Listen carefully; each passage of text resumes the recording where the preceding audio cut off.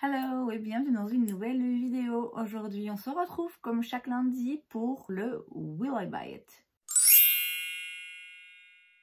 Avant toute chose, une petite précision, vous l'aurez sans doute remarqué, la luminosité n'est pas celle de d'habitude puisque ma ring light a décidé de me lâcher. J'ai quelques vidéos que j'avais d'avance qui viendront après celle-ci dans lesquelles il y a encore une lampe, un éclairage correct. J'ai quelqu'un de mon entourage qui s'y connaît pas mal qui va venir jeter un œil à cette lampe, au circuit électrique dans la lampe là parce que c'est le dimmer qui semble poser problème. Au cas où c'est pas réparable, bah tant pis, j'en rachèterai une qui j'espère arrivera bientôt. Mais en attendant, il se peut qu'il y ait quelques vidéos comme ça qui soient éclairées différemment ou peut-être que je vais faire dans d'autres pièces de la maison pour avoir une lumière un petit peu plus directe vers moi. Bref, ceci explique le manque de luminosité pour la vidéo d'aujourd'hui. Je m'en excuse, mais écoutez, on va faire avec le moyen du bord. Venons-en à l'objet principal de cette vidéo qui est le Will I Buy It? Pour rappel, il s'agit d'une vidéo dans laquelle je passe en revue les nouveautés make-up, skincare, beauté de manière générale et je vous donne mon avis sur les récents lancements. On va commencer avec la page Instagram de Trend Mood. La première chose que je vois, c'est une nouvelle collection chez Huda Beauty en partenariat avec Kylie, qui est la marque de parfum de sa sœur, si je ne me trompe pas. C'est la Love Fast Collection. Il y a donc une petite palette Obsessions, donc c'est leur petite palette à 9 fards pour 29 $. Des blushs crème, il y en a deux. 39 $ pièce, je trouve ça un petit peu cher. Un petit kit avec 4 produits pour les lèvres à 33 $. Le mascara Legit Lashes pour 29 $. Je sais pas si c'est juste un packaging différent, ça a l'air en tout cas. Et le Life Liner Quick and Easy Precision Liquid Eyeliner, donc le liner liquide en noir ou en brun. Il y a aussi les parfums du coup Kylie qui sentent la cerise apparemment. Moi je vais me focaliser ici sur le make-up. La petite palette elle est jolie, c'est des jolies teintes, une chouette harmonie. C'est rien de complètement fou. Après bon c'est le genre de palette où vu que c'est à peine 30 €, il y a toujours moyen de tomber dessus dans un magasin et de se dire ah en fait elle est jolie, de swatcher l'un ou l'autre lumineux et de craquer. Là, a priori, c'est rien vraiment qui m'appelle particulièrement. En ce qui concerne les blushs, je l'ai dit, je trouve que 39 $ le blush, je trouve ça un peu cher.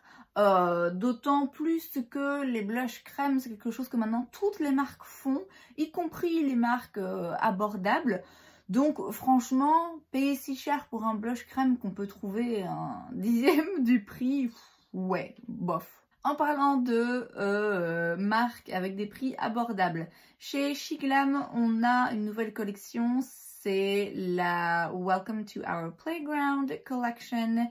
Il y a donc une petite palette avec des liner cake. Enfin, je dis liner cake, eux ils disent que ce sont des fards à paupières qui s'activent avec de l'eau. Bon, c'est le même principe que des liner cake. Maintenant, est-ce que vous pouvez le mettre sur toute votre paupière comme un fard? À vous de voir. Des multifunction color sticks, donc des sticks de couleurs où il y a différentes fonctions. Donc clairement par exemple je suppose que le rose et le rouge vous pouvez le mettre en blush, en plus de le mettre sur les lèvres peut-être ou sur les yeux. Il y a un gloss pareil multi-use, donc on peut aussi mettre sur le visage ou sur les paupières pour un effet glossy qui est genre de truc très beau mais lire au quotidien c'est difficilement portable. Et il y a un set de pinceaux. Le tout, comme d'habitude avec Shiglam, assez abordable en termes de prix. C'est a priori rien qui m'intéresse, c'est très coloré, ça a l'air très playful, donc vraiment des produits qu'on peut utiliser de façon différente et vraiment s'amuser avec. C'est très bien, mais moi là en tout cas c'est rien qui me parle. Chez Essence, on a un nouveau produit, c'est le One to Freeze. C'est donc un primer qui a une texture du gel au sorbet.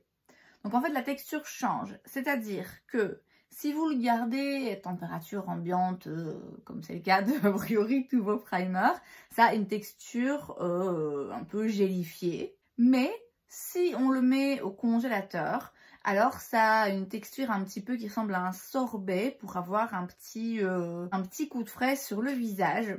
Il y en a un hydratant et l'autre glowy. Je suis très... je suis très sceptique. Je suis très curieuse, du coup, j'ai limite envie d'aller mettre un de mes primers au congèle pour voir, tiens, quelle texture est-ce que ça va avoir. Est-ce que c'est vraiment utile? Est-ce que c'est vraiment intéressant? Est-ce que ça fait une différence ou pas? Ouais, pour le coup, je suis curieuse. Clairement, je suis curieuse parce que ça paraît un petit peu loufoque. Mais ouais, qui sait, à voir. Chez Fenty Beauty, on a un nouveau produit, c'est le Ease Droplet. Donc c'est le genre de Hollywood Flawless Filter de chez Charlotte Tilbury que Elf a aussi, dont Elf a fait un dupe là récemment, qui est donc un produit, encore une fois, multi-usage qu'on peut porter en tant que primer pour apporter du glow en dessous du fond de teint, qu'on peut mélanger au fond de teint pour rajouter encore une fois du glow, qu'on peut porter un highlighter liquide à certains points du visage. Je suis très curieuse. Je suis très curieuse parce que c'est le genre de produit, surtout en ce moment, qui a pas mal le vent en poupe. Et c'est vrai que ça peut être des produits très beaux quand ils sont bien faits. Le Hollywood Flawless Filter de chez Charlotte Tilbury, il est absolument splendide, vraiment, c'est un produit absolument magnifique. Donc c'est pas un hasard si d'abord Elf et maintenant Fenty tente de créer sa propre version. Je suis curieuse. Maintenant, je suis pas sûre que j'irai forcément l'acheter parce que ça va coûter 34 $. Ça va exister en 4 teintes. J'ai le Hollywood Flawless Filter de chez Charlotte Tilbury. Donc j'ai pas forcément besoin d'un deuxième produit comme ça. Le produit du même genre de chez Elf, j'hésite à l'acheter parce que là c'est 10 €. Donc bon, ne fût-ce que pour la curiosité de tester les deux et de se dire qu'on a un autre produit du genre qui, espérons-le, est absolument dingue, ça peut s'avérer intéressant. Dans ce cas-ci, vu que c'est un peu plus cher, bon, c'est pas forcément une nécessité pour moi en ce moment. Mais je suis curieuse de voir des revues, de voir un petit peu ce que les autres en pensent et qui sait si tout le monde a l'air d'adorer ce produit vu que c'est un produit Fenty et que je suis assez fan de la marque, il se peut que je finisse par craquer. Colourpop, ça faisait longtemps, tiens, j'ai l'impression qu'on n'en a plus parlé. Ils sortent des Graphics Ink Liners, donc des liners liquides, hein, simplement, dans des teintes un petit peu spéciales. Donc vous avez un noir, un brun, et puis vous avez des teintes un petit peu bordeaux, vous avez des mauves, des verts, des rosés, un blanc, enfin des teintes un petit peu plus colorées. Maintenant, c'est rien non plus de hyper coloré, hyper intense. Oui, c'est rien de dingue, hein. Prada va sortir une marque de cosmétiques, ils ont déjà des parfums et donc là ils se lancent dans Prada Beauty. Est-ce que ça va être plutôt du skincare, plutôt du make-up ou un peu des deux? Aucune idée. Est-ce que je suis curieuse? Pas vraiment, ça va sûrement être très cher. La dernière maison comme ça, haute couture, à s'aventurer dans le make-up, c'est Valentino, il me semble, il y a un moment déjà. Et dans tous les cas, c'est pas le genre de marque qui m'intéresse. Dans les marques comme ça, très high-end, avec des prix très élevés, qui de base sont des maisons de haute couture, il y a certains produits que j'aime bien, certains produits que j'aime beaucoup chez Chanel, chez Yves Saint Laurent, chez Dior. Fondamentalement, est-ce qu'on a besoin d'une marque supplémentaire comme ça, de luxe ? Je sais pas, d'autant plus que même parmi ces marques que je viens de citer, il y a en effet certains produits qui sont vraiment très bien. Il y a aussi beaucoup de produits qui sont un attrait plus pour la marque que pour le produit, vous voyez. Donc, ouais. Je suis curieuse de voir à quoi ça va ressembler, aussi au niveau esthétique de la marque, etc. Mais oui, clairement, je crois pas que c'est le genre de marque que je finirai par acheter. La marque Merit qui se trouve au Sephora US mais pas en France. Je sais même pas si c'est possible de la trouver facilement en France, en Belgique, de par chez nous. Ils ont un nouveau produit, c'est le Bronze Balm Sheer Sculpting Bronzer. C'est donc un bronzer en stick mais un peu baume et on le voit sur les photos. Ça paraît très léger, très glowy, très lumineux, très baume, vraiment très baume. Et c'est le genre de produit que je sais rien qu'en voyant la photo ce n'est pas pour moi en termes de texture. Je sais que je vais détester. Le packaging est vraiment très beau et j'ai entendu de très bonnes choses sur la marque. Ouais, c'est clairement pas le genre de bronzer qui va me plaire. Par contre, Melt Cosmetics sort le Ultra Bronzer. Ce sont donc des bronzers en poudre. 39 $, 4 teintes. Là, je suis un petit peu plus curieuse parce que pour le bronzer particulièrement, je préfère des finimat que lumineux. Donc là, ouais, je suis un peu curieuse. Je n'ai jamais rien testé de la marque, il me semble. Hein. Pourquoi pas, ici, avec le bronzer, avoir évidemment des revues, etc. Je sais que la marque Melt est disponible sur Beauty Bay. Donc, clairement, quoi qu'il arrive, j'attendrai d'avoir un code, d'avoir une offre ou quoi sur Beauty Bay. Mais je suis un petit peu curieuse, définitivement plus curieuse que pour un bronzer en stick Baume. Chez Sephora, donc la marque de Sephora, sort un anti-cerne. C'est l'anti-cerne Best Skin Ever. Couvrance totale, fini naturel, 50 teintes, ça c'est quand même très bien. 15 $, donc comme toujours avec la marque Sephora, des prix abordables. Ils ont aussi un fond de teint dans cette gamme. Là c'est Sephora US évidemment puisque c'est Trendmood, c'est une page américaine. Mais je sais pas du tout si ça sort aussi chez Sephora France. En principe, les collections sont les mêmes, ou en tout cas relativement similaires. Donc je suppose que ça va sortir aussi en France. Je suis un peu curieuse, le côté couvrance totale et fini naturel me fait un petit peu ah, ok, vous êtes sûr? Donc oui, un peu curieuse, et puis en plus voilà, ça reste des prix abordables, donc pourquoi pas le tester. À voir peut-être un peu plus tard. On a chez Charlotte Tilbury un nouveau produit, c'est leur poudre Airbrush qui existe donc déjà en 3 teintes, qui apparemment sortirait en version translucent, donc transparente. Et ça m'intéresse, ça me parle. J'ai leur poudre dans la teinte light, donc la teinte la plus claire, mais je trouve que quand j'utilise en dessous de mes yeux, elle fonce un tout petit peu mon anti-cerne. Alors parfois ça ne pose pas de problème si mon anti-cerne justement est trop clair, mais quand même ça change la couleur, ça fonce, ça jaunit un peu mon anti-cerne. Du coup le fait d'avoir une version transparente qui du coup n'affecterait pas la couleur des produits en dessous, ça peut s'avérer intéressant. Donc assez curieuse de voir si c'est la même texture, la même finesse de poudre. Auquel cas, ouais, il n'est pas impossible que je finisse par craquer. It Cosmetics sort des pinceaux, donc il y a un kit de pinceaux et aussi leur pinceau Love is the Foundation qui ressortent chaque année avec un packaging différent. Je vous le conseille vraiment. C'est moi mon pinceau à fond de teint préféré, donc j'en parle parce que si vous ne l'avez pas encore, c'est l'occasion, il est juste splendide. Et la grande nouvelle de la semaine, en tout cas pour moi, Natasha Denona sort une nouvelle collection, My Dream Collection. Il y a donc une palette de fard à paupières, une palette de blush et d'highlighter et un rouge à lèvres, crayon à lèvres et gloss. Les produits lèvres, là on voit pas bien la teinte, donc j'attends avant de me prononcer. La palette pour le teint, avoir une palette avec un blush et deux highlighters, je suis pas sûre que ce soit le truc le plus utile pour moi en tout cas. Mais alors la palette de fard à paupières, oh, est-ce qu'on en parle? Alors déjà il y a un fard là dans le coin. Ça c'est un duochrome sûr et certain, ça se voit, il a l'air d'avoir des reflets magnifiques. En fait on dirait un mix entre la glam et la rétro. Elle est juste splendide, c'est sûr, je la prends. C'est sûr et certain. Là je fais le mois d'août no buy, donc je n'achète rien de tout le mois d'août.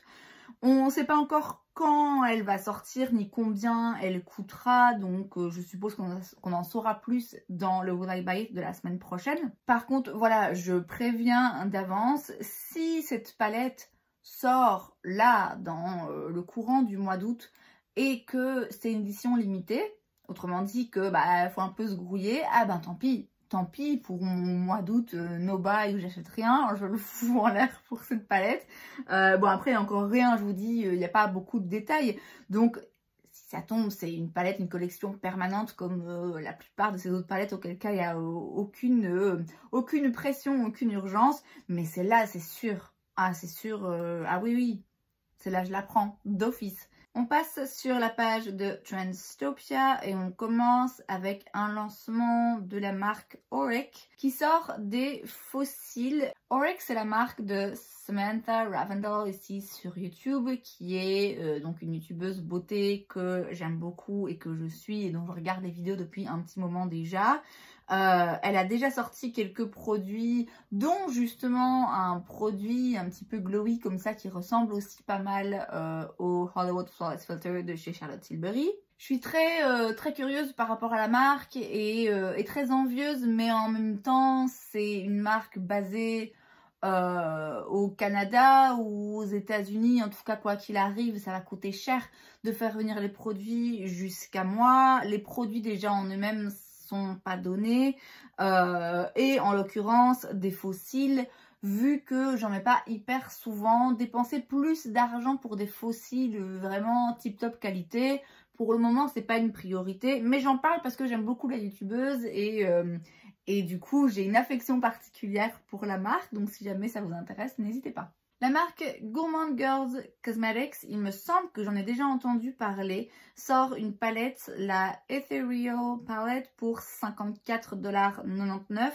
avec 12 teintes, des duochromes et des multichromes pailletés, brillants. Magnifique, magnifique.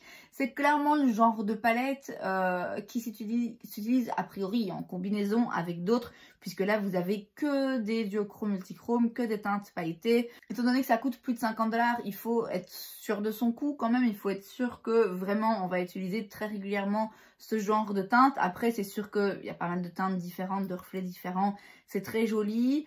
Évidemment, ça me parle et ça m'appelle parce que c'est pailleté, ça brille, c'est multichrome, voilà. Maintenant, je dépenserai pas ce genre de somme pour ce genre de palette. Surtout que pour le moment, j'ai un peu la flemme de me maquiller.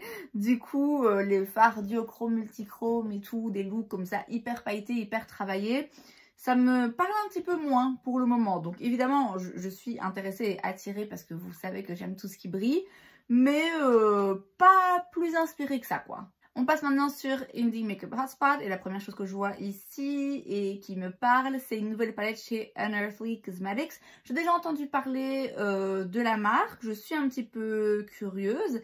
Alors il y a des teintes en fait dans cette palette, très jolies. L'harmonie de couleurs, la façon dont les fards sont arrangés et les teintes choisies, c'est pile dans la tendance, c'est intéressant, c'est... tout en restant, je veux dire, c'est une palette colorée, à un moment donné, voilà, on commence à avoir fait le tour. Et pour autant, sans doute, encore une fois, dans la sélection des teintes et la façon dont les fards sont organisés, c'est différent. Il y a quand même des teintes là vraiment très, très intéressantes. Bon, après, là, je pense que les palettes comme ça, hyper colorées, j'en ai un peu ma dose pour le moment, mais c'est une très jolie palette. De nouveau, quelque chose de très coloré en termes de palette, en réalité une collection, la collection Where the Man Goes dans la marque Made by Mitchell. Il y a donc une palette de fard à paupières, des blushs, donc ce sont des blushs liquides et des liners liquides aussi. Les couleurs des eyeliners liquides sont très intéressantes. Les couleurs des blushs sont très intéressantes, très différentes, très spéciales. Je veux dire, clairement un bleu jaune on ne voit pas tous les jours et bon, c'est pas le genre de truc qu'on va utiliser encore une fois au quotidien qui va aller à tout le monde, mais c'est intéressant et c'est définitivement osé de sortir ce genre de blush. Bon, la palette, je vous l'ai dit, voilà, c'est une palette colorée type un peu arc-en-ciel, tropicale, voilà, c'est rien neuf sous le soleil. En soi, la collection est très jolie. Je m'interroge sur le timing parce que pour moi, ça me fait vraiment penser, oui, à l'été, aux tropiques, enfin, ce genre de couleurs. Or là, on a la moitié du mois d'août quand même. Donc, je trouve ça dommage que cette palette soit pas sortie plutôt en juin, au début de l'été. parce que là j'ai l'impression que l'humeur commence à changer un petit peu déjà. Et du coup, c'est un rien trop tard, je trouve, pour que ce soit vraiment pile dans le thème et dans la tendance. Mais je dois avouer que, surtout en ce qui concerne les blushs et les liners liquides, des très belles teintes, très intéressantes, très différentes. Et c'est donc tout pour cette vidéo, j'espère que ça vous a plu. Si c'est le cas, n'hésitez pas à laisser un like. Vous pouvez aussi vous abonner à ma chaîne parce que c'est gratuit, donc pourquoi pas. Et moi, je vous vois la prochaine fois. Bye!